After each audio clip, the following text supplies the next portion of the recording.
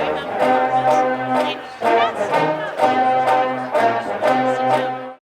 our pleasure to have with us our keynote speaker, today's Staff Sergeant Rick Wacholtz and his family. Sergeant Wacholtz has served the military for 18 years with the U.S. Army and National Guard, serving as a military specialist, EMT, medical logistics or supply sergeant, and military intelligence analyst. As a civilian, Rick's taught math for over 20 years, most recently here in Minnesota, but also in the Ukraine and with the Department of Defense schools. Joining Rick is his wife of 26 years, Margaret, and their children. Please join me in extending a warm welcome to the Wacholtz family.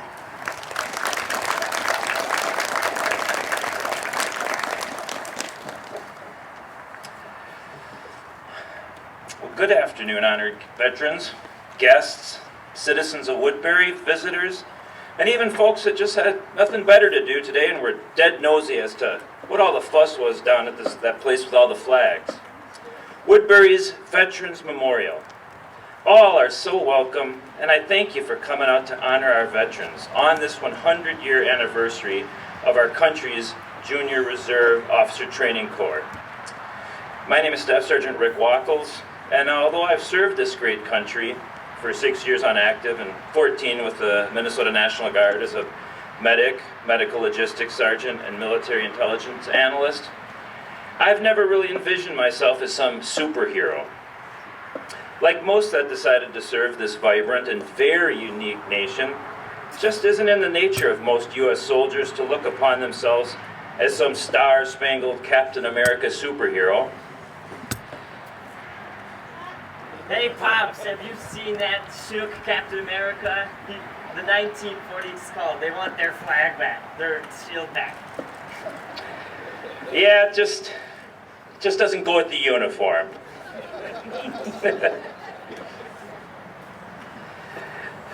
Red Skull, everyone, Red Skull.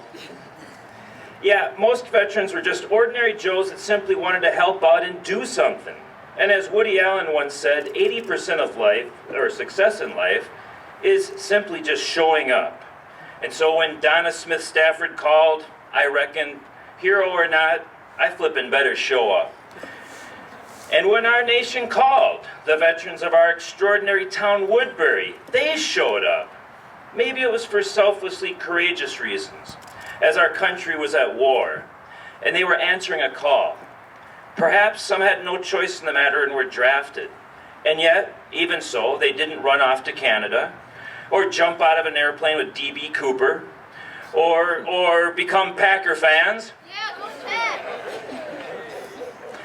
And for some, they may have just been looking for the military to make a man or a woman out of them and wanted to improve their lot in life, get out of a rut, become more self-reliant, help support a family or pay for college. Some, like veterans J.D. Salinger or Ernest Hemingway, believe the raw realism and romanticism of responding to this call of duty would perhaps help better perceive humanity's fleeting grasp of this enigmatic existence, or better answer some existential questions. A few of us were just down on our luck and had nowhere else to turn. Back in the day, a few may have even been told, look, Slick, go to war or go to jail.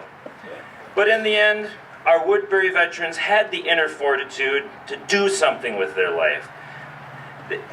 They were not content to passively watch and be couch artichokes.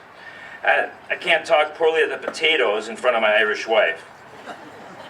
Yeah, don't get her started about the famine. Our veterans wanted to do something and be part of something big. Those that wish to become soldiers, sailors, and airmen can assuredly oftentimes be oddballs, peculiar, and downright hard to understand. Many came to enlist or be commissioned for the strangest of reasons. Yet most, if not all, wished to become, to do something in order to be a person of substance, with grit, perseverance, and courage, challenging themselves to be and do something heroic in this ephemeral life we have been consecrated with. And once we went through basic training and experienced that esprit de corps, pride and fellowship, common loyalty, shared by soldiers in a unit, We simply never forgot what that felt like and how it changed our lives. The military throws so much at you all at once. Soldiers experience time away and solitude, but from that comes time for contemplation, letters home, and prayer. Soldiers experience times of physical exhaustion and days without sleep while on call, patrol, or duty, marching 20 miles in the rain on blistered feet, pulling weekend guard duty in a freezing cold, lonely motor pool, doing push-ups in the mud and sit-ups until you puke, watching for the enemy all through the night. But from that came an awareness that we were capable of so much more than we realized. Soldiers experienced downtime, the old hurry up and wait, and boredom. But from that came creativity, humor, a good book, a chat with the chaplain, time for cards, and of course a drink, a laugh, and time and friends for life. Service members experience the demands of duty, accountability, and the responsibility that comes with rank. But from that came no more excuses, no more victimology, as nobody's going to throw you a pity party anyhow. And yet from all that we realize that there is grit and perseverance hidden within, as we now accepted we would never let our buddy, our country, our family, or ourselves down. Our veterans reached out to accept this challenge in a way very different from being told to do something by their parents, or teachers, or the foreman down at the paper mill. And as young men and women, they approached all this wonder, sorrow, self-doubt, and accomplishment with grim-faced acceptance, as most of them freely chose to serve and were grateful for the call. We learned respect, to call ladies ma'am and gentlemen sir. We discovered, after waking up to Sergeant Bruzowitzki banging on a trash can, and they forgot the props. Yeah, banging on the trash can. Hey, troop, get your butt out of bed. Your mama ain't here to make your bed and put a smiley face on your waffles. But this helped us to realize how grateful we were that there were folks back at home that did love us. We discovered that a warm bed, a hot meal, and a dry cot were never a given. And yet this made us grateful when we did get such things. And to this day, many of us lie awake at night and say silently after a bad day, at least I'm alive, at least I'm warm. I had dinner and the roof doesn't leak. For most of us, facing the recruiter and basic training, well, that was the easy part, with the hopes, dreams, and promises that came with new beginnings. It wasn't until the first deployment or combat or overseas peacekeeping assignment that perhaps we wondered, hey, what if something happens? And we questioned, perhaps for the first time, at least for me, my mortality. Some of us veterans saw carnage, bloodshed, and the dark side of the human soul. Some were spared such horrors. But most, if not all, were changed in some way, and perhaps came away with a new awakening, a calling of what their mission in life would be in their future endeavors. And those that survived their experience, adventure, deployments, would eventually come back home to Minnesota, to Woodbury, with an awakening, a renaissance, wanting to make a name for themselves, raise a family, start a business, create, serve this community, do something. And they did. These heroes decided to serve and not be served. They answered the call and did great things. But for many in this postmodern age, we often don't recognize greatness or realize what it is to do great things. When we were young soldiers, we perhaps imagined that to be a hero of greatness was kind of like in the movies, with a Walther PPK and silencer intrepidly infiltrating Spectre's headquarters with a dry martini. I shook you plenty. You gotta stir it yourself.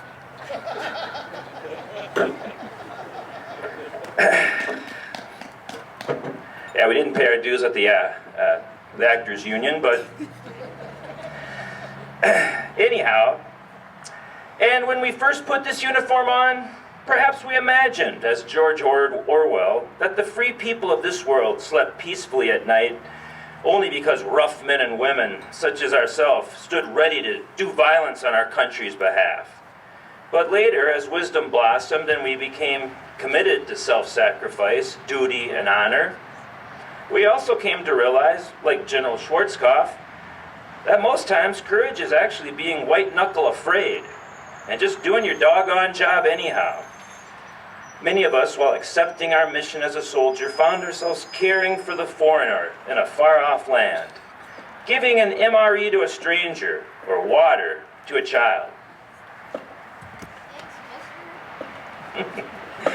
Healing the enemy, and with J.R. Tolkien, discovering that true courage is sometimes knowing not when to take a life, but when to spare it.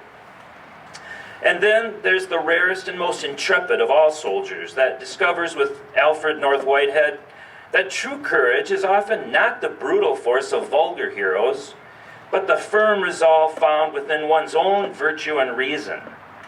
As the military now beckoned us to query, granted that I must die, how shall I live? We returned home realizing that we are lucky to be alive and to have served this country. We came home to Woodbury feeling grateful for the simple things. We returned home realizing our country has done as much, if not more, for us than we could ever have done for it. And when people thank us for our service, we pause, give them thanks for the recognition, and find that yes, perhaps in a small way, yeah, we have made a difference and done something of substance. These veterans, our veterans, were not idle. They truly did something big.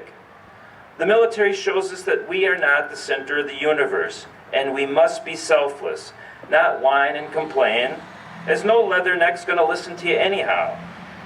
But be a valued part of a team. Never let your foxhole buddy down. Never quit.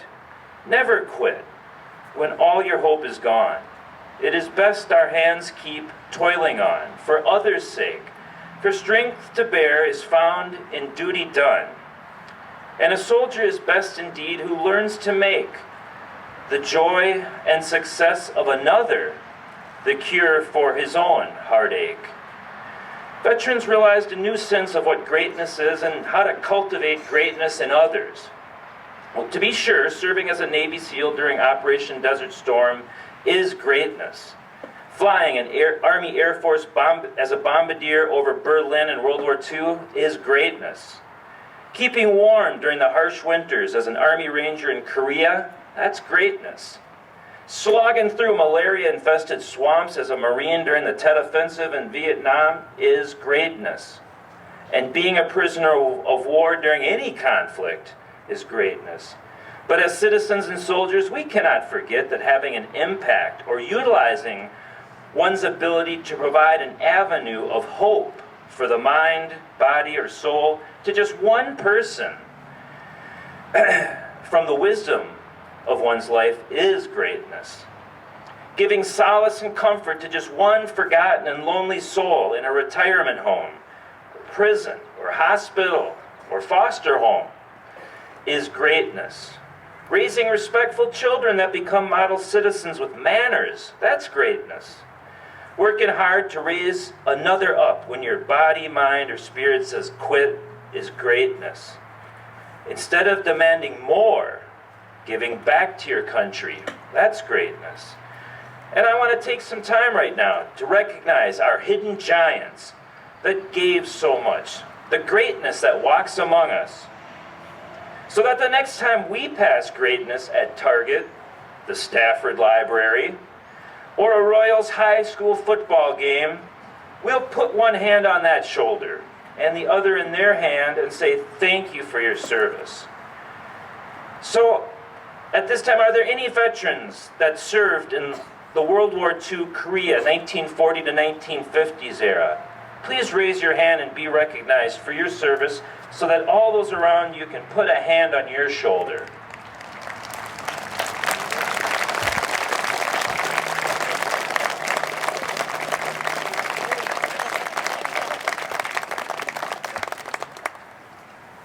And are there any veterans here? I'm sorry, Are there veterans here that served in the Vietnam, 1960s and 1970s era? Please raise your hand and be recognized for your service so that all those around you can put a hand on your shoulder.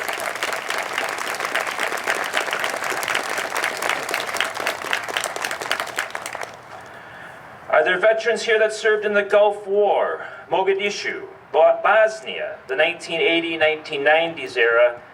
Please raise your hand and be recognized for your service so that we can put a hand on your shoulder. Thank you.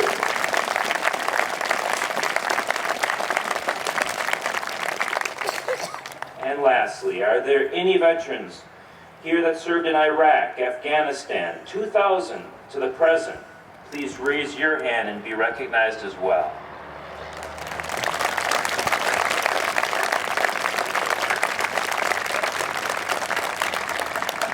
These men and women most certainly did something. They showed up. They are greatness. We thank our veterans as they are the true superheroes. They rose up and did something to make our country a little better, make themselves a bit stronger in order to serve and to keep us free. And what of the next generation? Who will now answer the call to be something of substance? You know, often as a school teacher, I ask children how they imagine they can serve. Some tell me that, well, hey, at least I enjoy playing Call of Duty. It's a video game for you old-timers. In geometry class, I have asked why the Department of Defense headquarters in Virginia is called the Pentagon. So one child smugly opined, duh, it's because the building has like 5 sides, Yes, it does. The 5 sides represent Army, as you know, Navy, Marines, Air Force, and Coast Guard.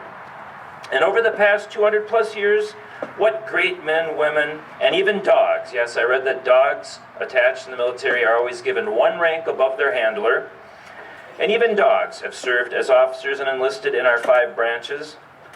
Let us begin with the officer corps. As an Army guy, I probably should be a fan of the Army-Navy football game coming up here in December.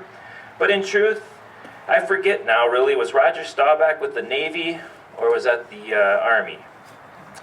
Well, but East Coast, Annapolis, and West Point are household officer academy names, with graduates such as Edgar Allan Poe, George Patton, Douglas MacArthur, David Robinson, John McCain, and Chester Nimitz.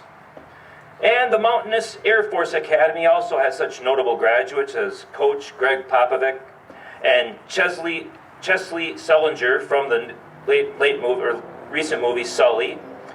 And then last but not least is the oft-forgotten red-headed stepchild, the Coast Guard Officer Academy in Connecticut, with such ubiquitous graduates as the ever-popular G. William Miller, Secretary of the Treasury under Jimmy Carter, when home loan interests were a mere 18%.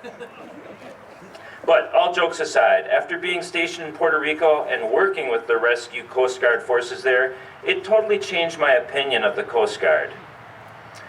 Those guys go out into hurricanes in a helicopter and to rescue some surfer that wanted to take the drop on a 50-foot wave. And now, for me, that's just nuts. That takes courage.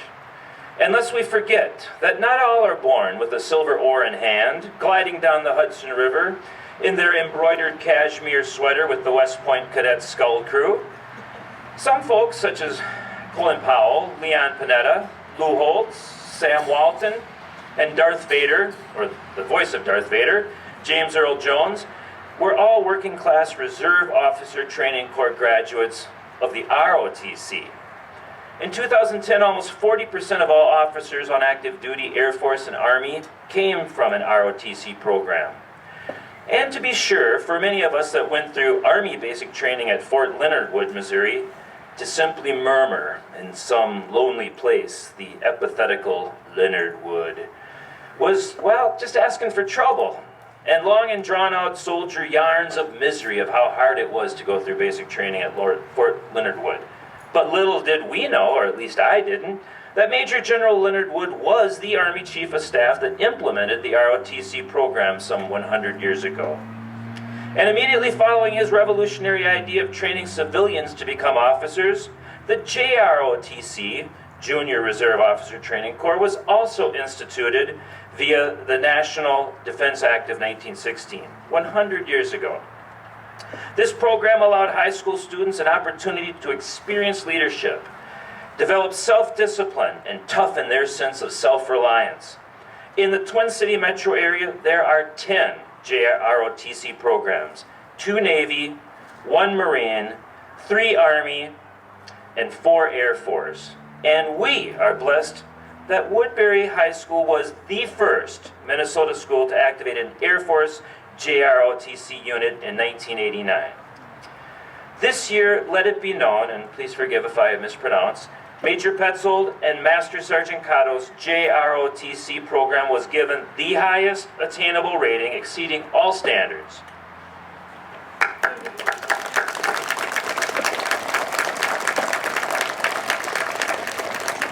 And my daughter was eager to enroll in this program, and I'm proud of her.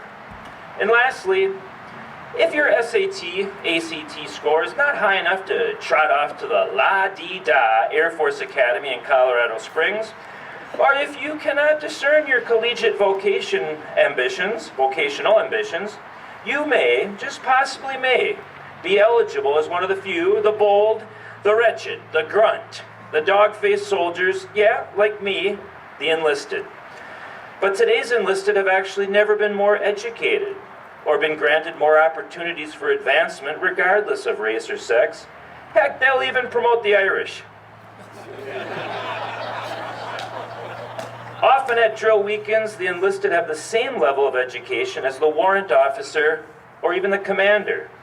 Yet, due to such high expectations, it's now estimated by the Pentagon that roughly 70% of today's youth cannot attain enlistment standards due to health, being overweight, not being able to pass the ASVAB entrance exam, felony arrest, or lacking a high school diploma, or once again, being a doggone Packer fan. Yeah, go Pack!